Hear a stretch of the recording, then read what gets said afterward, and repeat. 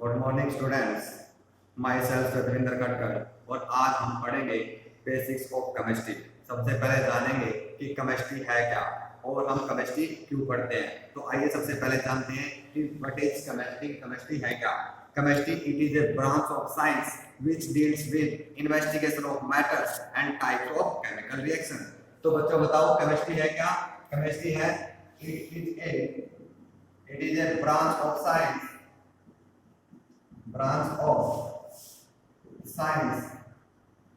which deals with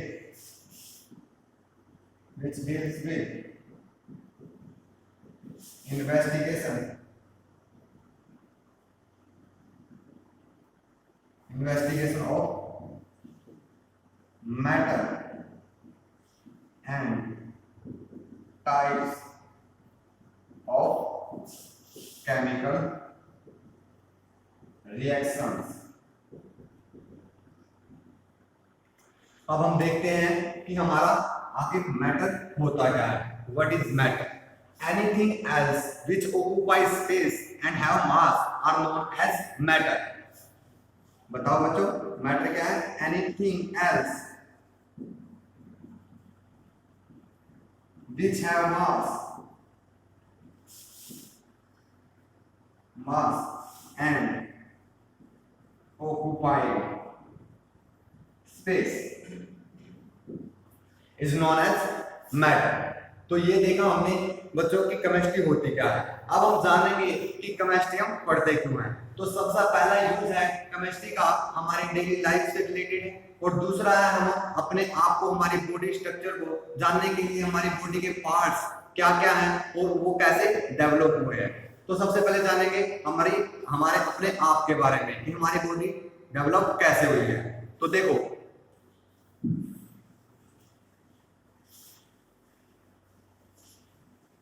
जो कोई भी मैटर है हमारा, जो मैटर की सिंपलेस्ट यूनिट है वो हमारी होती है एटम। जो हमारी बॉडी है वो किससे मिलकर बनी हुई है? एटम से मिलकर बनी हुई है। एटम कौन? Carbon, hydrogen, oxygen and nitrogen. जब बच्चों एटम से एटम कंबाइन करता है तो मॉलिक्यूल की फॉर्मेशन होती है। क्या होती है? मॉलिक्यूल की फॉर्मेशन होती है। जो मॉलिक्यूल से मॉलिक्यूल रिएक्ट करता है, मॉलिक्यूल से मॉलिक्यूल रिएक्ट करता तो हमारी सेल की फॉर्मेशन होती है। जब सेल से सेल कंबाइन करती है तो हमारे टिश्यूज की फॉर्मेशन होती है, और जो हमारे टिश्यूज से जब टिश्यूज कंबाइन करते हैं तो हमारे पास क्या बनता है? ऑर्गन्स बनते हैं। जब ऑर्गन्स से ऑर्गन्स कंबाइन करते हैं तो हमारे पास क्या बनता है? Organ system. और ऑर्गन सिस्टम से हमारी फुल बॉडी फॉर्मेशन होती है। ये हुआ बच्चों, हमने जाना कि हमारे बॉडी स्ट्रक्चर में, डेवलपमेंट में कैसे केमिस्ट्री का रोल है। सबसे पहले जो हमारी बॉडी बनी हुई है उसकी सिंपलेस्ट यूनिट है एटम। और एटम कौन? कार्बन, हाइड्रोजन, ऑक्सीजन और नाइट्रोजन। जब एटम से एटम कंबाइन करता है तो मॉलिक्यूल बनता है, और मॉलिक्यूल से मॉलिक्यूल कंबाइन करते हैं सेल डेवलप होती है, और सेल से सेल जब कंबाइन करती है तो टिश्यू बनते हैं, और टिश्यू से टिश्यूज कंबाइन करते हैं तो ऑर्गन्स बनते हैं। ऑर्गन से ऑर्गन्स जब कंबाइन करते हैं तो ऑर्गन सिस्टम बनता है, उससे हमारी फुल बॉडी की डेवलपमेंट हो जाती है। अब हम देखेंगे सेकंड यूज ऑफ केमिस्ट्री, जो है हमारी डेली लाइफ के अंदर। Use of chemistry in our daily life. तो सबसे पहले जब हम सुबह उठते हैं तो सबसे पहले हम क्या करते हैं? कोलगेट करते हैं, यानी टूथपेस्ट करते हैं। टूथपेस्ट क्या है? हमारी केमिकल से बना हुआ है। दूसरा यूज, जब आप लोग बीमार हो जाते हो तो टैबलेट लेते हो। टैबलेट क्या है? केमिकल्स है। फॉर एग्जाम्पल, तुम क्या लेते हो? पैरासीटामोल। क्या? पैरासीटामोल। ये क्या है? केमिकल्स है। जो क्या है हमारा? Para hydroxy. क्या है? Para hydroxy acetylene. ये उसका केमिकल स्ट्रक्चर। किसका? पैरासीटामोल का। अब बच्चों कहीं पे कोई विस्फोट हो जाता है, तो वहां पे केमिकल रिएक्शन हुई होगी, तभी कोई विस्फोट हुआ है। तो जो हमारा मोस्ट एक्सप्लोजिव एलिमेंट है वो है हमारा TNT, ट्राई नाइट्रोटोलुएन। क्या बच्चों? Trinitrotoluol, trinitrotoluol. और जिसकी केमिकल स्ट्रक्चर है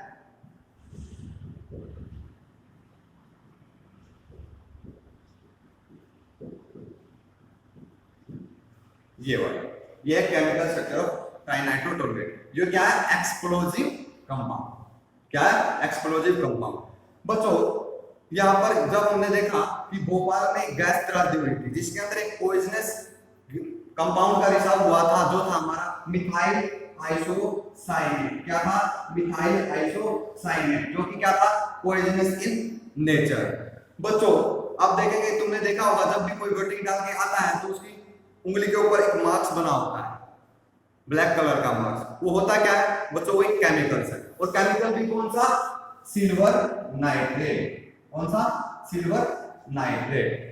अब बच्चों जो हमारी बॉडी का सबसे हार्डेस्ट जो सब्सटेंस है वो हमारे टीथ होते हैं। और वो किससे बने होते हैं? कैल्शियम फॉस्फेट से बने होते हैं। किससे बने होते हैं? कैल्शियम फॉस्फेट से, जिसका केमिकल फार्मूला ये वाला है, केमिकल कैल्शियम फॉस्फेट। अब बच्चों कुछ लोगों में क्या हो जाता है? उनको स्टोन की दिक्कत हो जाती है। क्या हो जाती है? स्टोन हो जाती है।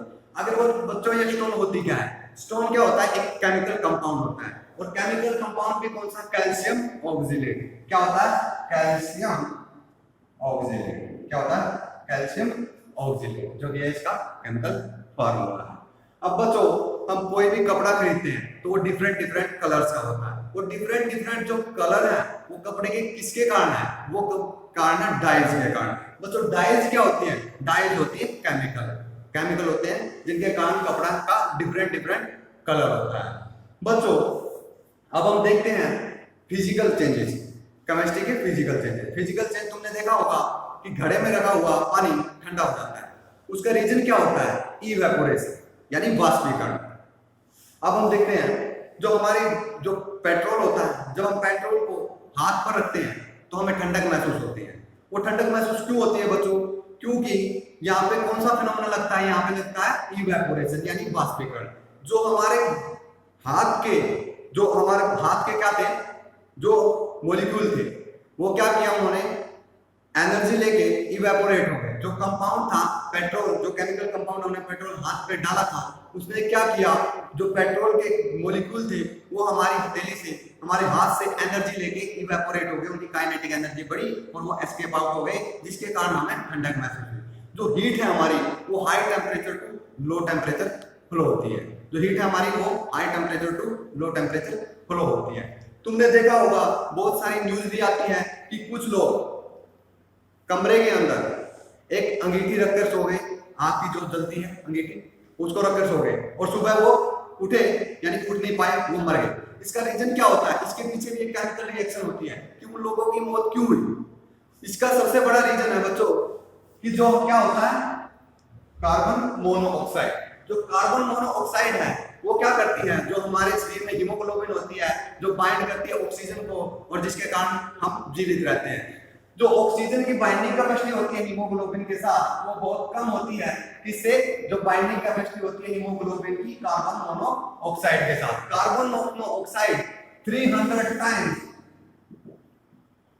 More reactive towards haemoglobin. जब बच्चों हीमोग्लोबिन से ऑक्सीजन का साथ छूट जाएगा तो व्यक्ति जीवित नहीं रह पाएगा। यही रीजन होता है कि जो लोग बंद कमरे के अंदर अंगीठी रखकर सोते हैं तो सुबह उठ नहीं पाते। उसका सबसे बड़ा रीजन है कि जो कार्बन मोनोऑक्साइड होती है वो मोर रिएक्टिव होती है किससे? ऑक्सीजन से, वो भी 300 टाइम्स। Thank you.